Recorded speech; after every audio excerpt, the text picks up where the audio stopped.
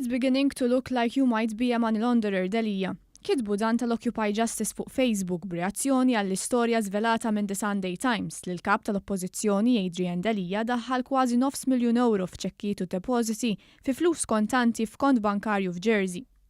Tal-Occupy Justice qalu li din l-istorja hija l-bidu li tindika li Delia jista' jkun li jaħsel il-flus.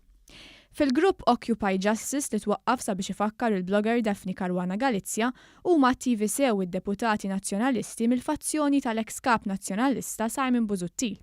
Bħal Busuttil innifsu, Jason Azzopardi, Carola Aquilina, Beppe Fenekadami u Claudette Buttigieg. Daphne was right, irrimarkaw tal-Occupy Justice. Kienet Daphne Caruana Galizia li fit-tellieqa għall-kap allegat li Delia daħħal flus f'kont bankarju f'Jersey ġej mill-prostituzzjoni. Wara li ħarġet b'din l-allegazzjoni fil-konfront ta' Delia, Daphne Caruana Galizia kienet kitbet li qiegħda tirċievi messaġġi ta' theddid mingħand nies qrib Delia. Fosthom Rest in Peace, Daphne.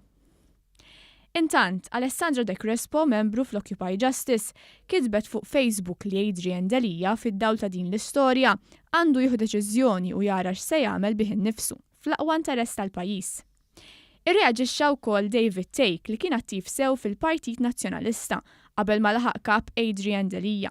Tant li meta sar kap, Take irreżenja minn kunsillier tal-Partit Nazzjonalista f'San Pawl il-Baħar. There are crooks everywhere you look now. The situation is desperate. Kienet kitbet dan Daphne Caruana Galizia u David Take kiteb You were so right.